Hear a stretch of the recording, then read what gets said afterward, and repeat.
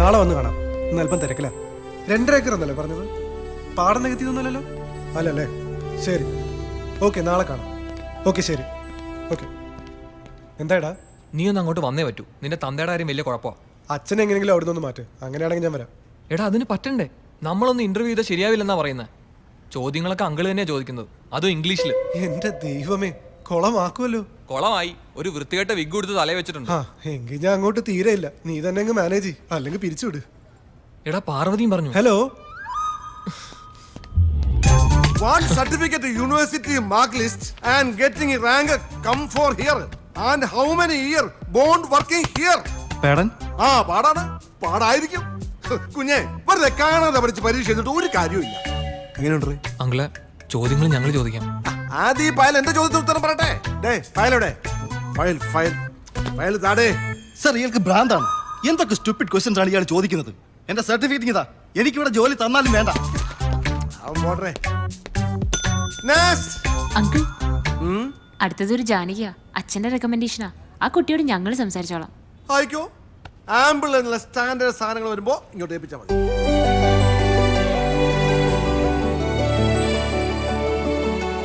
ഇരിക്ക്. Thank you madam. ഇനി നിങ്ങൾ നടത്തിയോ. ഞാൻ ചോദിച്ച പോലെ ഇത്തിരി കേറ്റി തന്നെ ചോദിച്ചു. രക്ഷപ്പെട്ടു. സർ, ആ,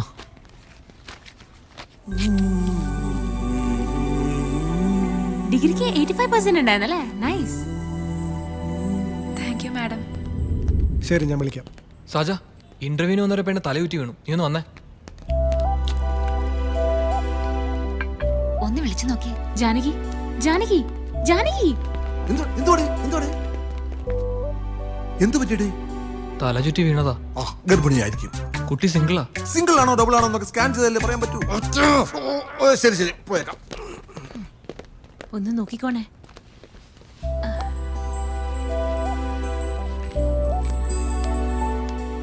ഭക്ഷണം കഴിക്കാഞ്ഞിട്ടാണെന്നാ തോന്നുന്നത്. കുറച്ച് ബുദ്ധിമുട്ടില്ലാന്ന് അച്ഛൻ പറഞ്ഞിരുന്നു. ഞാൻ എന്തെങ്കിലും കഴിക്കാൻ മേടിച്ചിട്ട്. എന്തെങ്കിലും നല്ലൊരു ജോലി ഇതിന് കൊടുക്കാൻ പാറുവിനോട് പറ. മാന്യമായ ശമ്പളവും. ഒരവസരം വന്നപ്പോ എൻ്റെ ബാലകൃഷ്ണന്റെ കുഞ്ഞിനെ കൈവിട്ടില്ലല്ലോ എന്നതിൽ നന്ദിയുണ്ട്. ഒത്തിരി മനസമാധാനം തോന്നുക. ഓഫീസിൽ JK ബാലകൃഷ്ണനും രണ്ടല്ലായിരുന്നു, ഒന്നാ. എപ്പോഴും അങ്ങനായിരുന്നു. പക്ഷെ എന്നെ കളഞ്ഞിട്ട് അവനങ്ങ് പോയി. ബാലകൃഷ്ണന്റെ മോള് എനിക്ക് മോള് തന്നെ. ജാനകിയുടെ അച്ഛനെ പലപ്പോഴും സാമ്പത്തികമായി സഹായിക്കാൻ JK നോക്കിയതാ. ഒന്നിനും വഴങ്ങിയില്ല. ഇനിയെങ്കിലും ഈ ദുരഭിമാനം കളയണം. നമ്മൾ അതുകൊണ്ട് ഒന്നും നേടില്ല. പാരമ്പര്യമായിട്ട് കിട്ടിയ ഒരു നല്ല ചീത്ത സ്വഭാവ. സരസ്വതിയെ എന്താ നോക്കി നിൽക്കണേ? ചായ എടുക്കാൻ.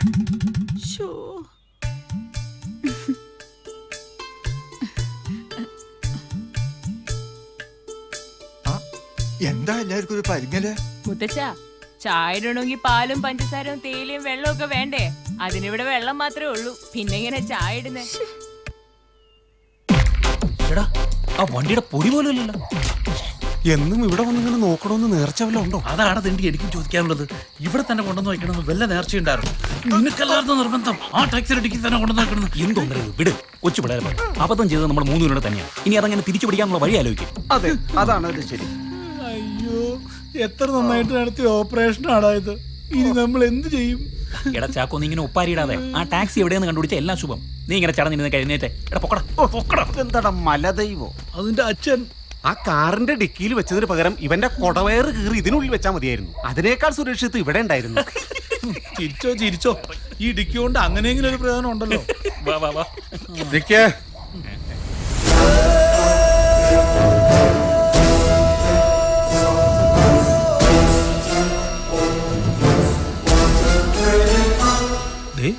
എന്നേക്കാ വലിയൊരു ഡിക്കി.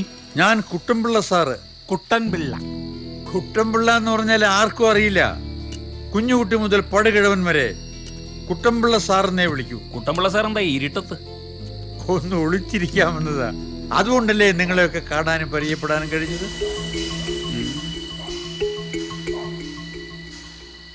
ഇത് അലൻ, ചാക്കോ, വെങ്കടേഷ്. പേടിക്കണ്ട, ഞാനും നിങ്ങളെപ്പോലൊരു സാധാരണ മനുഷ്യൻ തന്നെയാ. എനിക്കും കുറെ പണം നഷ്ടപ്പെട്ടു. ഒരു വ്യത്യാസമുണ്ട്, എനിക്ക് പോയത് സ്വന്തം പണവും നിങ്ങൾക്ക് പോയത് കട്ടതും. കഴിഞ്ഞ കുറേ ദിവസങ്ങളായി ഞാൻ രാത്രിയിലെ യാത്രക്കാരെ, മര്യാദയ്ക്ക് നടക്കുന്നവരല്ല, നിങ്ങളെപ്പോലെ ഒളിച്ചും പതുങ്ങി നടക്കുന്നവരെ അന്വേഷിച്ച് നടക്കുകയായിരുന്നു. അങ്ങനെ ഇവിടെ വന്നു. നിങ്ങൾക്ക് നിങ്ങളുടെ പണവും എനിക്ക് എൻ്റെ പണവും കിട്ടട്ടെ എന്ന് പ്രാർത്ഥിക്കാം. KL 1A999 സ്കോർപിയോ, അതല്ലേ വണ്ടി? കയറി പോയിക്കോളൂ. അങ്ങേര് മാഞ്ഞുപോയി. ഇത് കുട്ടമ്പിള്ള സാറൊന്നുമല്ല, ഇത് സേതുരാമയ്യറ, CBI. ആ നിങ്ങളൊന്ന് കണ്ടില്ലേ? ആ സൈറ്റ് തന്നെയാ. ആ അത് തന്നെ. ഞാൻ സാധനം കൊടുക്കാം. ഡാ ആ ഹോട്ടൽ പ്രൊജക്ടിന്റെ സ്ഥലം കണ്ടില്ലേ? അവരാ. ഓ ആ സാജന, തീർച്ചയായിട്ടും സ്കെച്ചും പ്ലാനും കൊടുത്തേക്കണം. ഓ ശരി. ഞാൻ നമ്മുടെ ടോട്ടൽ 3 months വർക്കും പ്രോഗ്രസ്സും നോക്കുമായിരുന്നു. And it's really a miracle achievement. സാജന് കിട്ടിയ പണത്തിൽ നിന്നും നമ്മൾ എടുത്തത് എത്രയാ? 50. എത്രയാ? 50. ആ വേണമെങ്കിൽ ആ 50 അടുത്ത മാസം തിരിച്ചു വെക്കാം. ഞാൻ ആലോചിക്കുന്നത് തിരിച്ചാ, ബാക്കിയും കൂടി ഇവിടെ എടുത്ത് ഇൻവെസ്റ്റ് ചെയ്താലോ? ഓക്കെ, അത് വേണ്ട അത് വേണ്ട, ഞാൻ എല്ലാം കേട്ടതാ. പാറു പറഞ്ഞാ ശരി. ഡാ നമ്മളിപ്പോ 100 കിലോമീറ്റർ സ്പീഡിലാണ് പോയിക്കൊണ്ടിരിക്കുന്നത്. നീ ചുമ്മാ ഇടയ്ക്ക് ഒരു ബ്രേക്ക് കൂട്ടാൻ നോക്കോ? സ്പീഡ് ഒന്ന് കുറച്ച് സൂക്ഷിച്ച് ഓടിച്ചു നോക്ക്. ഇടയ്ക്ക് ബ്രേക്ക് ചവിട്ടേണ്ടി വരത്തേ ഇല്ല. തുടങ്ങി രണ്ടും കൂടി. സാജൻ പറഞ്ഞതാ ഒരർത്ഥത്തിൽ ശരി. റിസ്ക് മുഴുവൻ എടുത്തിരിക്കുന്നത് അവരാണല്ലോ. May I come in? Yes come in. Sir, ഒരു 6 ഏക്കർ പാഡി ഫീൽഡിന്റെ പാർട്ടി വന്നിരുന്നല്ലോ, അതെന്തായി? അവർ വിളിച്ചിരുന്നോ? സർ അവരെന്നെ വിളിച്ചോണ്ടിരിക്കുക. ഞാനൊരു ലേശം വെയിറ്റിട്ട് നിൽക്കാണ് സർ. ആ ടീം അത്ര ജെനുവിൻ അല്ല.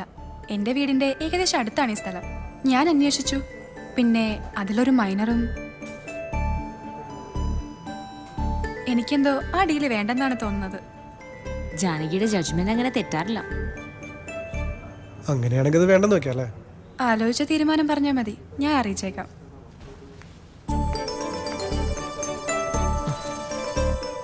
എത്ര പെട്ടെന്നായി പെണ്ണ് റിയൽ എസ്റ്റേറ്റ് പണി പഠിച്ചത്. ജീവിതത്തിൽ വിശപ്പ് പതിവായാലേ ആരും എന്തും പഠിക്കും. അത് ജാനകിയുടെ ഒച്ചയല്ലേ?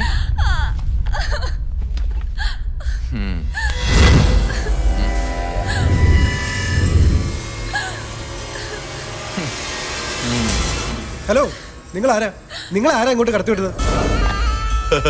ഇവിടത്തെ മുതലാളി സാറാണെങ്കിൽ സാറിനോട് പറയാം ഞാൻ ആരാണെന്ന്. പിന്നെ എന്നെ ഇങ്ങോട്ട് ആരും കടത്തി വിട്ടൊന്നുമല്ല സാറേ, ഞാൻ ഇങ്ങോട്ട് പോന്നതാ. നിങ്ങൾ ആ കുട്ടിയെ വിട്, നമുക്ക് എന്ത് കാര്യം